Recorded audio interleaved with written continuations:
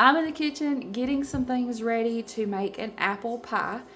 And the last video that I uploaded here, it was a pumpkin pie recipe. And it's just that time of year. Holidays coming up, Thanksgiving, Christmas, and y'all, sometimes you just want a good pie. And so I was making this apple pie today. This is one of my go-tos, so I thought I would share it with you. I am changing up one thing today. Usually I do a double crust. I do like a lattice crust on the top. But today I'm going to make a crumble to put on top of it. But other than that, the rest of the pie is how I usually make apple pie. We're just going to change up the topping on it a little bit today. So the first thing I need to do is get some apples, get them peeled and sliced. I have some water with a little bit of lemon juice, and as I peel and slice the apples, I'm going to put them over in here. And I usually don't measure, I just kind of know about when I have enough. I want to say it's usually around 5 cups of apples. I'll measure them for you today so I can tell you for sure. These are some apples that I got recently at the local apple orchard. And my intention was to turn them into apple butter. One of the kids, one of my little boys, requested apple pie. So we're going to make apple pie. I'll have to see if I can get a hold of some more apples, because I do want to make some apple butter too. And it's that time of year, but we're getting to the end of it, so I may have to try to find me some more real soon for my apple butter. I mean, we're not going to use all these that I bought. I may still have enough to at least make a small batch that we could eat on.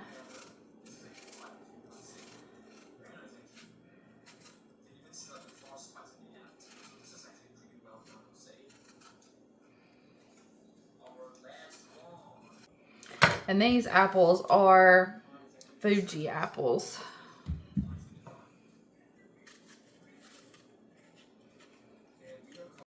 Another apple that I like to use to make this apple pie is Granny Smith. They make really delicious apple pie as well. I'm going to keep working on peeling and slicing these apples, and I wanted to introduce myself in case you're new. My name is Tiffany, and this is from Mamaw's Kitchen, and this is where I share old-fashioned recipes and skills, a lot of which I learned from my Mamaw in her kitchen. We would love to have you as part of our YouTube family.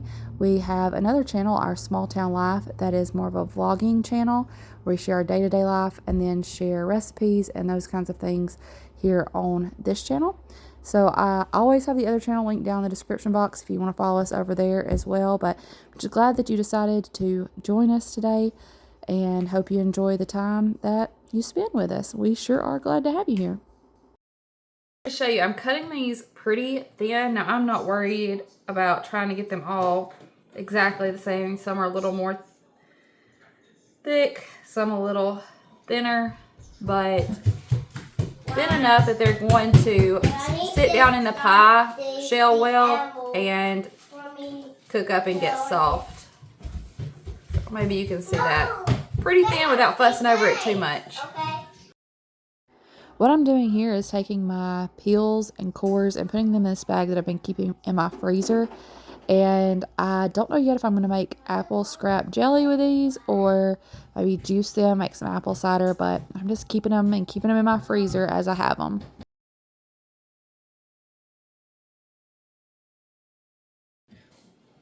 So I have about, well, it's over 4 cups. I didn't pack them down in here, but somewhere around 4 to 5 cups of my apple slices.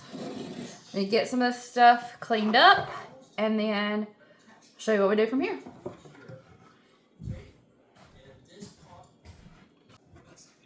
So you can probably see here, I've got some things I'm about to show you, but I thought you might find this helpful. I was just going to get the pie crust in my pan and then go from there, but I thought this might be helpful to show you.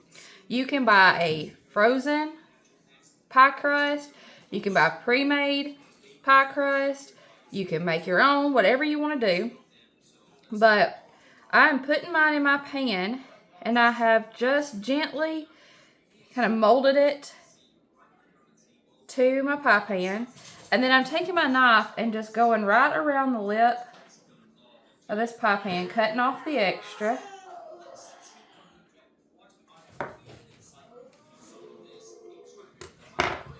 And then to make the edges real pretty, I'm going to take, and what I do is I take this pointer finger and I kind of push the crust up and use my pointer finger and my thumb on my other hand to mold it to that finger. And then I put my thumb in to mark the space and go to the next one. And I do that all the way around. That's just how I do it. You can do whatever you want. You don't have to do anything at all. I just think it makes it look pretty. So again, I'm just taking my pointer finger. Now that I've got some of it started, I'm spacing with my thumb, using my pointer finger to push it up, pinching gently around my finger, and doing that all the way around. I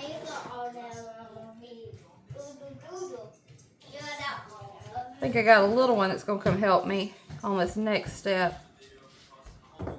We put our mixture on our apples. This one's good. I'll go for it here. Okay. You gonna sit your bear over there?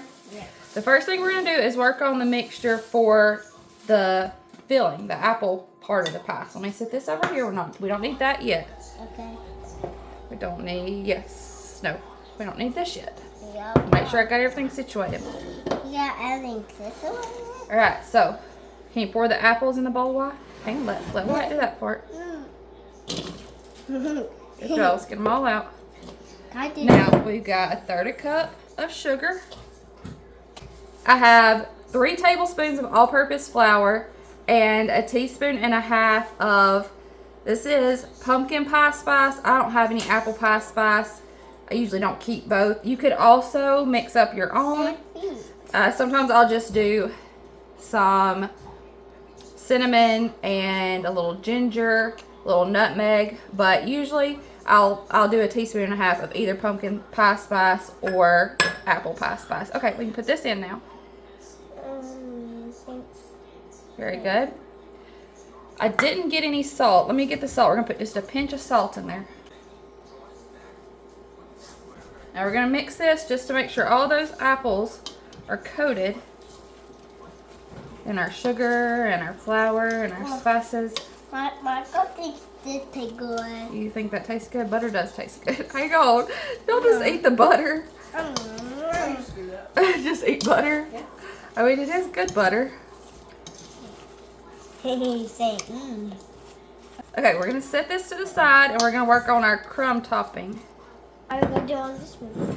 So for this, we need a cup of all-purpose flour, a cup of brown sugar, pinch of salt, and in this one I did do a teaspoon of cinnamon. Now we're going to take 1/2 cup or 1 stick of butter that's cubed up. Actually, before we do that, let's mix our flour and our sugar together. If we have any butter left after you get done with it. Do you want to mix? Just be gentle. Try to keep it in the bowl. Whoop. Be gentle and keep it in the bowl. Mom, can I mix? You can mix too. The butter is cold and just cubed up. We're going to mix that in there. Can I mix, Mama? Yes, you can. Can I mix, Mama? You can. Can I mix, Mama? Well, I see Mom let me have some too, Mom. Well, it's his turn right now. Can I do it all by myself? Right, now let Wyatt have a turn. Well, we've already lost a bunch of our filling, so let me help you. Or topping. I am going to take the back of the fork and break the butter up just a little bit more. And I mentioned earlier, usually I would do a second crust on the top, but I wanted to try something different. The boys got a little bit of sugar and butter in my crust. That's fine. I'm going to start putting the apples in here. And sometimes I make this and I just dump the apples in.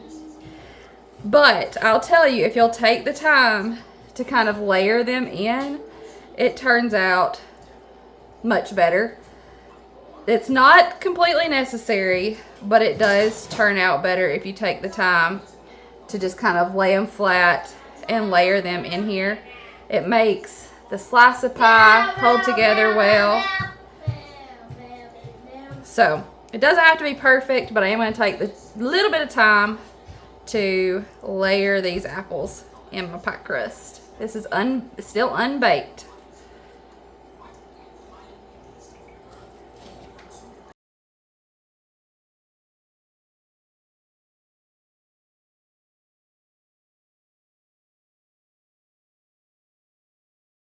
Okay, I've got pretty much all of my slices of apple in here. There's just a couple more. I could try to fit them in somewhere, but I may just call it good. I don't know. I don't want to waste them. I can fit them in somewhere, right? And you can see this has already started making some liquid. There's actually a little liquid here in the bowl. I'm not pouring that over here, over the pie. I'm not going to pour that liquid over the pie. I have in the past, and I think my pie gets a little too runny. This is still going to make some more juice as it bakes. I'm not going to pour that little bit of extra it's already made on here. We're going to take our crumble topping and sprinkle it all over the top. Why? Because it's going to be so good. That's why. It could be so good for me. So good. I have my oven preheated to 425. I'm going to put this in for 15 minutes at 425. And then I'm going to turn that down to 350 and bake it for another 30 to 45 minutes. And I say 30 to 45 because if you watch my pumpkin pie video, I mentioned this. This is a pie pan that I don't usually bake in. The other one is a little bit deeper. So I'm kind of having to watch this one. So when it gets to that 30-minute mark after I've adjusted the temperature, I'll start checking it. But first we gotta do 15 minutes at 425. I'll also keep a check on it as it's baking, and if it starts to get too brown, I'll cover it with a little aluminum foil. This is not gonna use all of this. I'm afraid if I put all this on, it's just gonna be too much. I may just put this in a Ziploc bag and put it in the refrigerator. I see you over there looking at. Is it good? What carpet in the oven too? Yep. You have to be careful because the oven's hot. Okay. Let's go. I feel like I could have halved that recipe for the crumble on the top. Yeah, that's not what I usually do. I usually do pie shell lettuce over the top. I feel like I could have halved that and it been enough. I'm a little nervous about it because it's my first time trying that, but it just sounded so good. So we'll have to see how it turns out, I guess. Well, I cut out some cute little hearts from the extra pie crust and was going to bake them to put on top, which I probably still will, but they got a little toastier than I about forgot about them. They got a little toastier than I planned. Oh my goodness, y'all. This looks delightful. I'm going to have to let it cool. But this looks so good. I did end up taking it out just a little after that 30-minute mark after I had reduced it to 350. And the top is nice and golden and it's bubbly. So I'm gonna call it done. So we did 15 minutes at 425 and just a little over 30 minutes at 350 for my oven and my pie dish. Put my little hearts on the top. I thought I would also mention that I didn't cover that pie at all while it was in the oven. Oh, I'm so excited to try it. I'm gonna let it cool a little bit so that maybe it'll hold itself together a little bit whenever we cut it. But I want to try it warm. Oh my, y'all. This pie is so good. It was delicious. We so enjoyed this pie. And I'm usually a pie crust kind of gal. Like, I want the edges of the pie. Love the double crust pies because I just love pie crust. But this topping was so good. I'm going to be making this pie this way to take to family get-togethers over the holiday. The brown sugar and the butter in that crumble also kind of lends to a caramel apple flavor. Yeah, it was delicious. we really, really enjoyed this pie. Y'all get in the kitchen and make some memories with the people you love. I'll see you in the next one. Bye, y'all.